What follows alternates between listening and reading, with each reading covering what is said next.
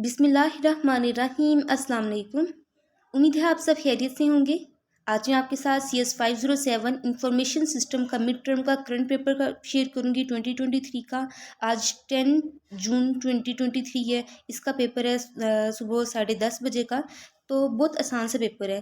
पहले इसमें 27 MCQs थे, जिनमें से 22 आपने करने थे, 5 की चॉइस थी। बेशक आप 27 की 27 अटैम्प्ट कर लें, लेकिन बीच में से जो 22 सही है ना, उनके मार्क्स आपके लगेंगे।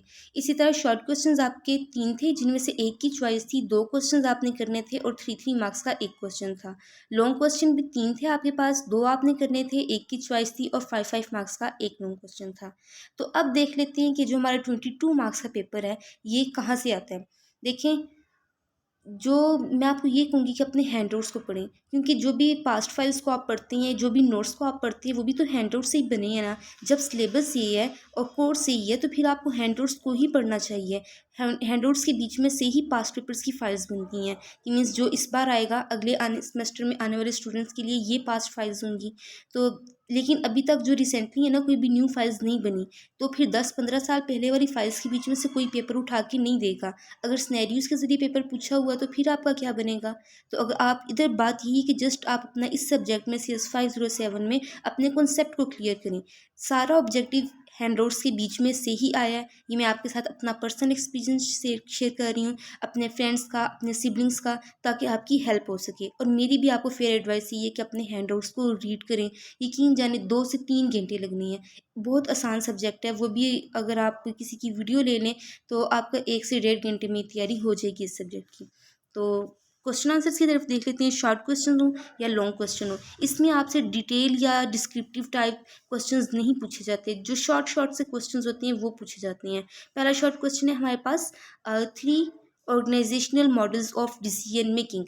अब ऐसे क्वेश्चन पूछे जाते हैं जहाँ पे बंदा थोड़ा सा कंफ्यूज हो जाए। अब देखिए, क्वेश्चन यही आएगा आपके पास, जो दूसरा स्टूडेंट होगा उनके पास भी ऐसे होता क्या है ना, कि 20-40 के करीब क्वेश्चंस होते हैं। उनमें किसी के पीछे कंडीशन लगा देती हैं, किसी के ऐसे नाम दे देते हैं, किसी को एग्जाम्पल के ज़रिए पूछा होता है। तो बस बात यही है कि आपका कॉन्सेप्ट क्लियर हो। अब यहाँ पे क्वेश्चन है 3 मॉडल्स ऑफ डिसीजन मेकिंग। अब पेपर में क्या कर सकते हैं, इसके पीछे कंडीशन लगाएगा और कहेगा इसके तनाजुर में आपने बताना है कि इसमें कौन से 3 मॉडल्स हैं डिसीजन मेकिंग के। जवाब वही का वही होगा, लेकिन जस्ट स्टूडेंट को पजल करने के लिए, क्वेश्चन चेंज करने के लिए उसने ऐसे किया होगा टीचर ने।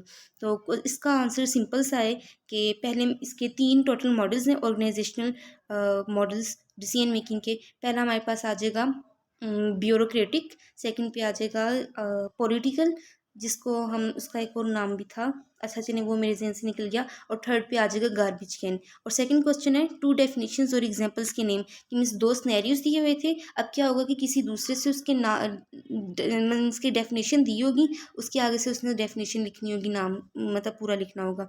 यहाँ पे अब उसने एग्जाम्पल उसकी दी होगी या डेफिनेशन दी होगी, तो आपने उसका नाम लिखना होगा। तो इन चीज़ों में भी जस्ट आपका कॉन्सेप्ट क्लियर होना चाहिए। क्वेश्चन नंबर 3 है, name the 3 components of expert system. तो ये बहुत आसान क्वेश्चन है। टोटली 4 कंपोनेंट्स हैं एक्सपर्ट सिस्टम के। पेज नंबर 41 को अगर आप रीड करें, तो वहाँ पे आपको सामने फ्रंट पेज पे नज़र आ जाएगा कि इसके टोटल 4 कंपोनेंट्स हैं। 3 इधर यहाँ पे इन्होंने पूछी हैं, यूज़र इंटरफेस, नॉलेज बेस और इंटरफेरेंस इंजन। नंबर 4 पे आ जाएगा डेवलपमेंट इंजन। ओके जनाब, अब लॉन्ग क्वेश्चंस की तरफ बढ़ते हैं। देखिए, लॉन्ग क्वेश्चंस भी हैं, उनमें भी मैं यही बात कहूँगी कि डिटेल या एक्सप्लेनेशन वाले डिस्क्रिप्टिव क्वेश्चंस नहीं पूछे जाते, शॉर्ट शॉर्ट से पूछे जाते हैं। अब यहाँ पे क्वेश्चन है 3 types of knowledge with example. बहुत आसान सा क्वेश्चन है। अगर आपने पेज नंबर 39 को रीड किया हो, तो वहाँ पे लास्ट में 3 इसकी लिखी हैं, नॉलेज की टाइप्स लिखी हैं, explicit knowledge, internal knowledge and tactic knowledge.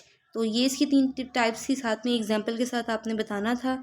और आगे एक डायग्राम आपको दी हुई थी, 5 नंबर का था ये क्वेश्चन, और उस डायग्राम को आपने आगे से उसके नाम बीच में लिखने थे। अगर आप, मेरे पास अभी हैंडआउट्स तो नहीं है, लेकिन मैं आपको उसकी पिक मैंने ली हुई है, वो दिखा देती हूँ। ये आपके हैंडआउट्स का पेज नंबर 13 है। यहाँ पे जो इंटरनल है और एक्सटर्नल है, इसकी जगह पे स्पेस दी हुई थी, यहाँ पे आपने नाम इनका लिखना था। नीचे फॉर्मल की जगह पे स्पेस दी हुई थी, यहाँ पे इसका नाम लिखना था। हॉरिजेंटल की जगह पे स्पेस थी, यहाँ पे नाम लिखना था। इसी तरह लास्ट में ये डायगोनल लिखा है, ये इस बॉक्स के बीच में स्पेस थी, यहाँ पे आपने डायगोनल लिखना था। ये डायग्राम इतने से नामों के 5 नाम आपने लिखने थे और 5 मार्क्स का एक क्वेश्चन था। इसको अच्छे तरीके से कीजिएगा।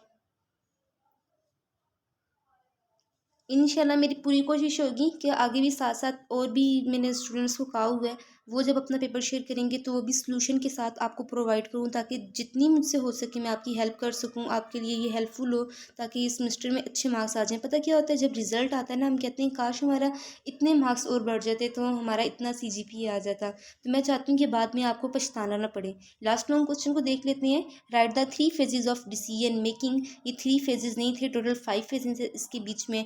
तो आपने इसको ब्रीफली एक्सप्लेन करना था। अगर आपने लेक्चर नंबर 15 पढ़ा हो तो पेज नंबर 61 या 2 के बीच के में आप देख सकते हैं कि एक टॉपिक है डिसीजन मेकिंग प्रोसेस। उसके बीच में नंबर 1 पे था इंटेलिजेंस, नंबर 2 पे था डिसीजन, नंबर 3 पे था चॉइस, 4 पे इम्प्लीमेंटेशन और लास्ट वन था मॉनिटरिंग। ये आपने नाम लिखने थे और आगे उनकी थोड़ी सी डेफिनेशन लिखी हुई थी, वो आपने बता देना था। तो यहाँ पे आपको ये 5 मार्क्स मिल जाने थे। जितना मुझसे हो सका इंशाल्लाह मैं आपकी हेल्प करूँगी, आपको गाइड करूँगी। कोई भी बात समझ में ना आए तो कमेंट्स में लाजमी मुझसे पूछ लीजिएगा और दुआ करके जाइएगा, 2 नफ़ल पढ़िएगा। इंशाल्लाह आपका पेपर भी बहुत अच्छा होगा। तो मुझे अपनी दुआओं में याद रखिएगा। नेक्स्ट वीडियो में मिलते हैं। अल्लाह हाफ़िज़।